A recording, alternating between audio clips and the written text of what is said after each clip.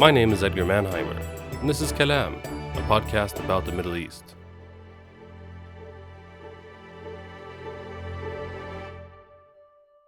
On a daily basis, children would come into the hospital and die within hours because they're unable to treat their dehydration and malnutrition, which is as simple as, just putting an IV drip in them. The voice you just heard belongs to Milena Ansari, the Israel-Palestine researcher for Human Rights Watch. Milena is a Palestinian human rights lawyer and a person I developed a deep, profound respect for. Milena traveled to Sweden last week to attend a conference organized by Human Rights Watch Sweden, addressing the year that's been. In 2024, we as a global community have witnessed countless human rights abuses and war crimes, not only in Palestine and Israel, but in Ukraine, Russia, and beyond. In this interview, Milena Ansari provides a sobering take on the war crimes committed on October 7 by Hamas and the genocide committed by Israel in the subsequent 15 months. Parts of what Milena tells us in this interview are quite difficult to hear, so for any sensitive listeners, you have been warned. If you'd like to support Kalam Podcast, you can do so by subscribing to our Patreon community for just $4 a month. In addition to that, please give us a rating and subscribe to Kalam in whatever podcast application you're listening to right now. It helps other people find out about us. Now, without further ado, here's Milena Ansari. Milena Ansari, thank you so much for taking the time today to be a guest on Kalam Podcast.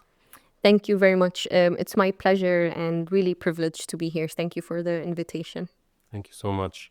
So, Milena, could you begin by telling us a little bit about yourself and what your position is at Human Rights Watch? Yeah, so I work as the assistant researcher in the Israel and Palestine office at Human Rights Watch, which is part of the Middle East and North Africa division. Mainly my work is the legwork, the research aspect of it, going to the field, speaking to the witnesses, interviewing people on the ground, the victims, the survivors, really better understanding what their experiences are, and then going back to the office, analyzing this under international law, international human rights law, and humanitarian law. So the work that we do, or I do, I feel also privileged to do it because you hear the situation firsthand and the reality firsthand from the people. But it's also about partnership and collaboration with local human rights organizations on the ground. So Israeli and Palestinian human rights organizations who our work in a way complement each other. So it's creating these relations, being able to be present during violations or grave abuses. Unfortunately, with the situation of Gaza, that's a bit taken away from us because we've asked for access to Gaza for a long time, but are not allowed or haven't gotten confirmation to go in there. But still, again, with partnership from Palestinian organizations on the ground, at least we're able to still communicate with the people there, better understand their experiences. So it's a bit of documenting experiences, then writing about it, analyzing abuses, and then also exposing these abuses, making sure we advocate for what recommendations, what needs to change. So you mentioned cooperation with Israeli human rights organizations, and it just strikes me as curious how that cooperation has, if anything, changed since the 7th of October, if there's increased friction and if these ties have become more difficult to uphold. No, nothing of that sort at all. Human Rights Watch works in over 100 places around the world. And our office or our team is the Israel and Palestine. So we do document violations on both sides, let me say this. And for our Israeli partners, they're really, as well as Palestinian partners, they abide by human rights law, same as us. And they advocate similarly to the same things that we do.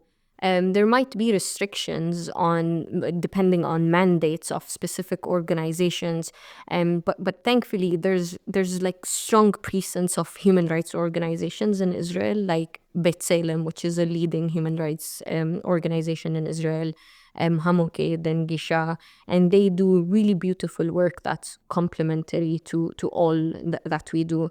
It's been difficult in a sense, maybe between relations between Israeli and Palestinian human rights organizations. I won't deny that. But that is like it's the birth of the reality and the atmosphere and the environment they're living in.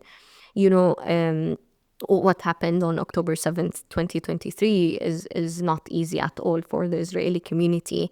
There were war crimes and crimes against humanity, but also what Palestinians have been living under for the past 70 plus years is also not easy and not something we should ignore. So it's how the reality is, and we have seen more extremism in the Israeli community as a whole. But we're thankful and lucky to have Israeli human rights organizations that are also leading the narrative and leading the shift into, at the end of the day, understanding we're all human beings in that region. We all have equal rights, and we should be addressing root causes in order to, end the cycle of violence. It's not about a ceasefire, or it's not about no hostilities in Gaza. It's about really looking into the occupation as a whole and looking into Israel's apartheid regime that's implemented against Palestinians.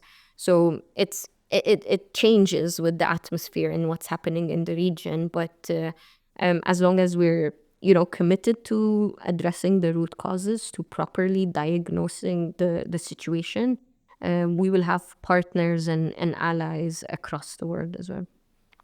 So we're recording this on the 16th of January, 2025, and just yesterday, a ceasefire agreement was reached, allegedly, let's say, between Israel and Hamas. This was announced by the incoming and the outgoing U.S. president, and by Qatari officials who sort of mediated the deal, and by Hamas. It seems that the Netanyahu regime may already be sort of sabotaging this effort. It's a bit unclear what's going to happen, but inshallah, it'll take effect. What are your initial thoughts? I know you're not a news reporter, but what are your thoughts about this? Yeah, as you said, there's so many questions and still vagueness around the ceasefire. But what matters the most is how we're seeing Palestinians in Gaza react to this. They're hopeful. They're taking a breath. They're taking time to breathe, to understand the reality that for 15 months they have been living under. And for that, I can't help but be hopeful as well with them. But the human rights lawyer in me goes back to reality and the atmosphere of the situation in Israel and Palestine. What my initial reaction would be is that ceasefire or not, the situation in Gaza needs our utmost concern and utmost attention. We've been documenting, deaths, unreported deaths due to dehydration, malnutrition, outbreak of diseases. And the ceasefire does not stop people dying from these health conditions or these, man-made conditions. Man-made, I mean by that, these are imposed by Israeli authorities, like restricting the amount of aid coming into Gaza, fuel, electricity, water, food as well.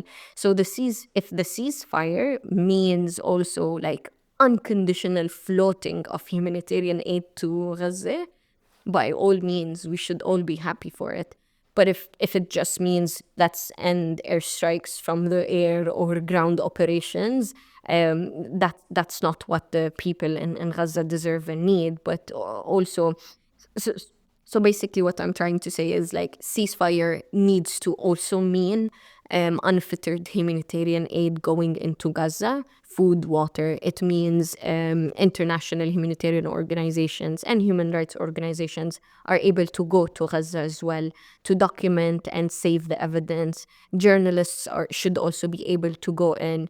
But the other way around too, Palestinians in desperate need of medical evacuation should also be evacuating to get the treatment they deserve as well. So any ceasefire without the focus on humanitarian aid, I would say is, sorry to say this, but a joke. And what else as a comment, like any ceasefire that just focuses on, peace and stability in the region is also not what the people need. And when I say people, it's at both sides of the spectrum.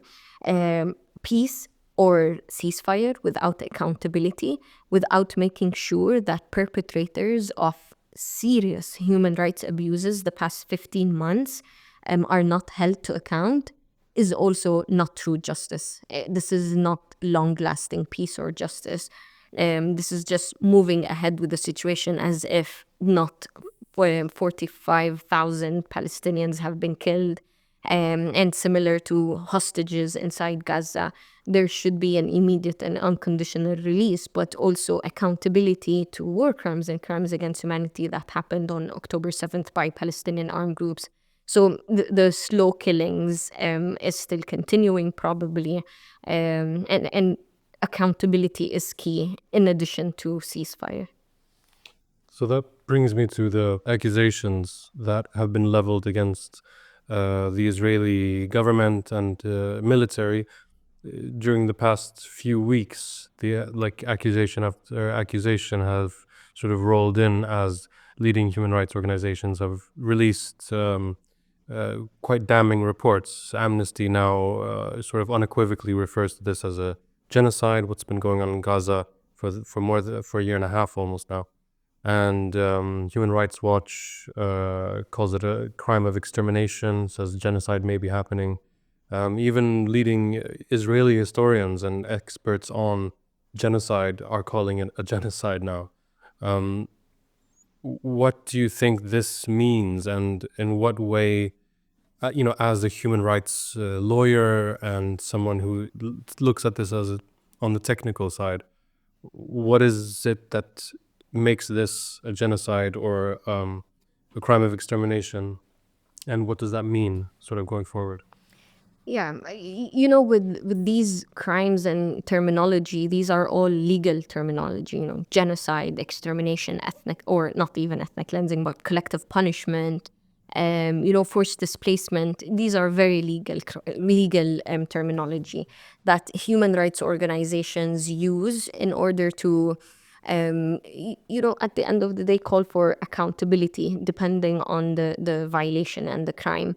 But to put it in simpler words, for example, how Human Rights Watch looked into the situation, we realized that we need to focus on an aspect that's very simple with regards to how Israeli authorities have been conducting the hostilities in Gaza. And we looked into water. As simple as it is, access to water. Are people able to access the needed and required amount of water for their survival? We're not talking about for their luxury life or more than survival, like the bare minimum, which under international law is 15 liters per person per day. And as we went into this research, we spoke to more than 66 Palestinians in Gaza. We spoke to healthcare workers who are operating in Gaza, but also international healthcare workers who were coming in for more support. And we spoke to many UN agencies and humanitarian organizations as well. What we were able to reach or realize is that there's scarcity of water in Gaza. People are struggling to even get the bare minimum of water needed for survival. And from the beginning, by the way, of the hostilities, on October 9th, 2023, so just a few days after this all started, the then Israeli Minister of Defense, Yoav Gallant, ordered a complete siege on Gaza, emphasizing that Israeli authorities will cut food, water, electricity, and fuel on Gaza. So right in the beginning, they told us what their intention is. It is to deprive people of food and water and electricity and whatever is needed for survival. And the more we got into the research, the more we We also analyzed satellite imagery to better understand the situation of the water and sanitation infrastructure.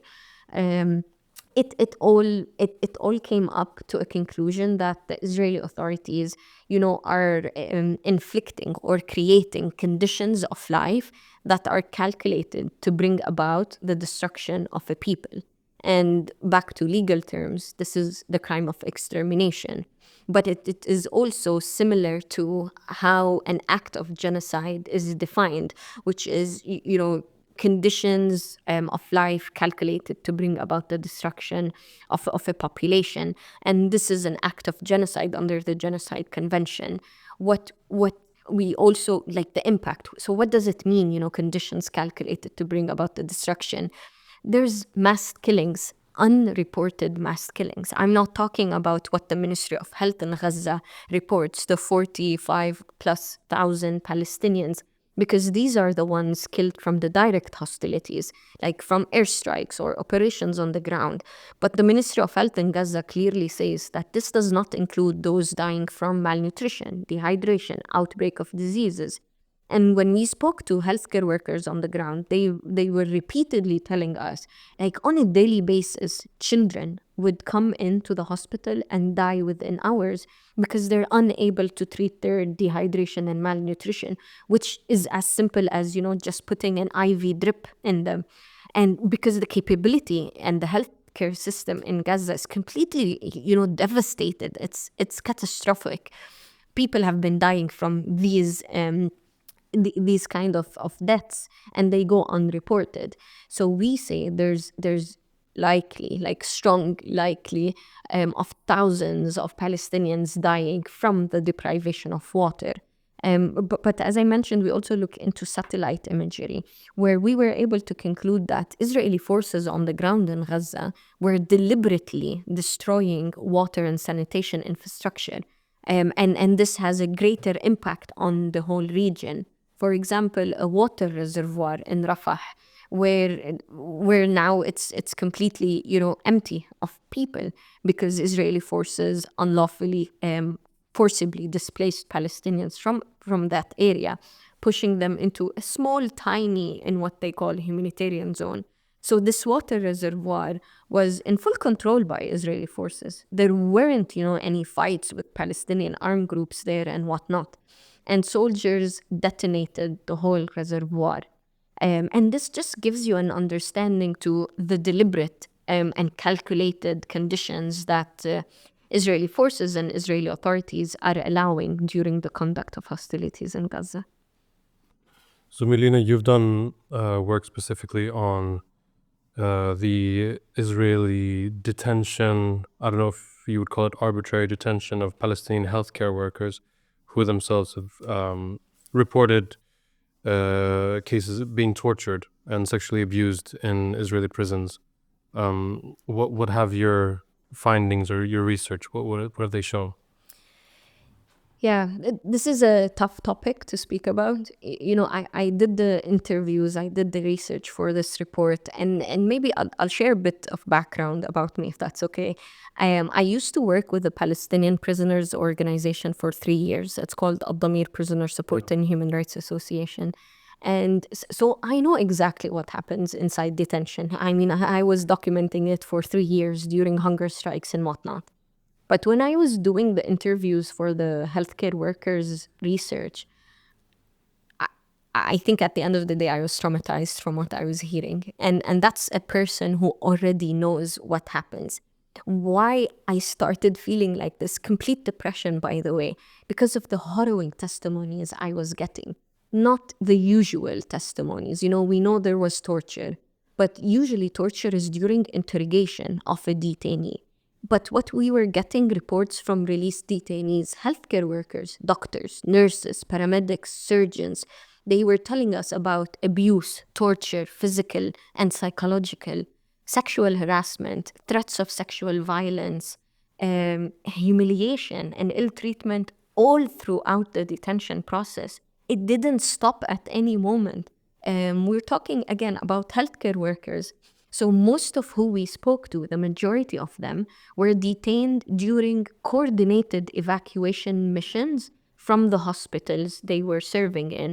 Why I emphasize this is because Israeli forces knew exactly who these doctors are or healthcare workers are. Um, and they approved their movement to the southern areas of Gaza. But when the healthcare workers were stopped evacuating from the north to the south, they were detained. Immediately on spot, they were strip searched. Their photos were taken, their IDs were taken. They had field interrogation where the torture and their journey of ill treatment and abuse started from that minute. We had a doctor telling us, in his scrubs, he was detained. He was shocked. He couldn't believe that a doctor, whose sole job is to save lives, is being detained. And to your point, in the beginning, you said, can we call it unlawful detention? 100% we can, because these individuals we spoke to, some ranging their detention from 10 days to 4 months, 5 months, never were given any list of charges against them. They were never charged with anything. Even Israeli forces never told them about a crime, or during the interrogation, it wasn't about a specific thing these individuals did. It was general, are you a Hamas member? Where are the hostages? Who is the imam in your neighborhood? Do you go to the mosque? Very general and vague questions. And this is unlawful. They weren't ever brought before trial. They haven't met a lawyer as well. So this is basically unlawful detention, And the type of, why I say harrowing testimonies is because I heard about testimonies of electrocution, electric shocks. Where do we live in? What century is this? Sexual violence, not directly from the healthcare workers we spoke to, but one paramedic told us that in a Naqab prison, which is in the south, he saw a detainee bleeding from his anus, from his bottom area. And he told us the detainee was in a terrible state of mind. When the paramedic wanted to check on him, the detainee explained to him that he was raped by 3 soldiers during his strip search and entering the prison. One doctor told us that when he was detained, he was with his mother. And the Israeli forces, when they were interrogating him in the field, told him, as a form of psychological pressure, we will bring your mother in front of everyone and strip her naked in front of everyone. So there's either direct sexual violence, rape or, harassment, but it's also threatening. And this is a pattern, It's not only Human Rights Watch saying this. It's not me saying it. It's the UN as well saying it. They have a huge report on various cases of rape of Palestinian detainees, strip searches of women detainees that are abusive, asking them to do positions for long periods while they're naked, or pushing them above each other, all the detainees.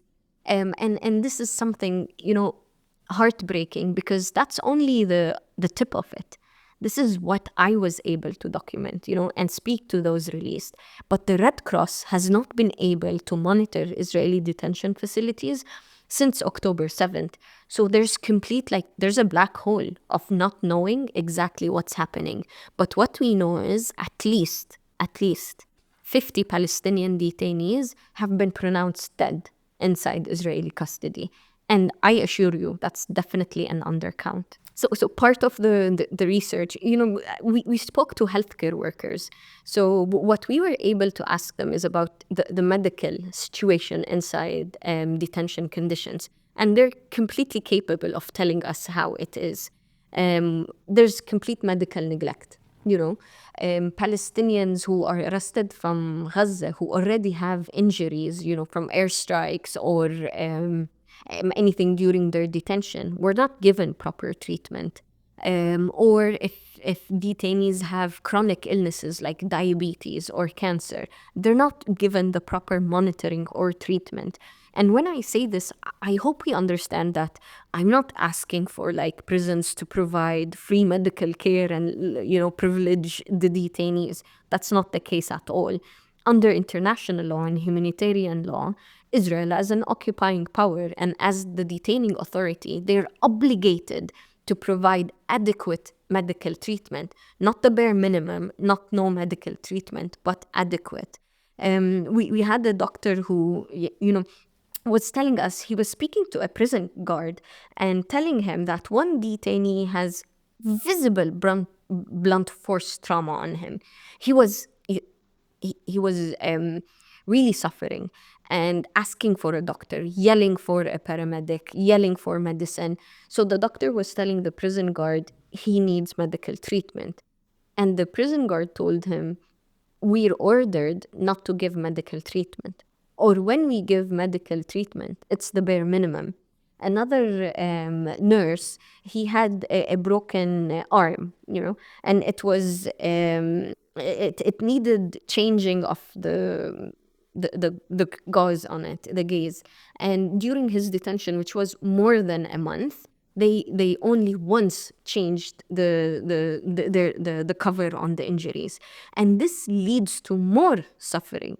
There's reports from Haaretz, the Israeli news agency, that there has been many amputation of Palestinian limbs without anesthesia because of the constant coughing of the hands and feet. And this is something all the healthcare workers we spoke to talked about, that they were blindfolded and cuffed by their hands and feet for 24 hours, 7 days a week. Non-stop. The cuffs and the blindfold were never removed from their hands.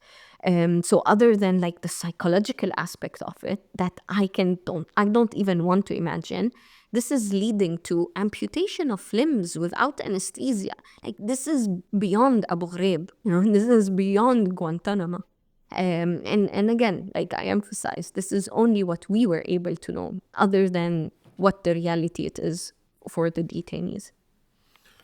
Considering this harrowing testimony that you've heard, and considering that this has been going on for way longer than 7th of October, but if we take that as a starting point, the immense crimes committed since then by ostensibly a member of the UN, a country that the West calls a liberal democracy, given that this is happening as well in front of all of our eyes. I mean, we can all see this. It's very hard to hide from these crimes on October 7th and obviously everything that's happened afterwards.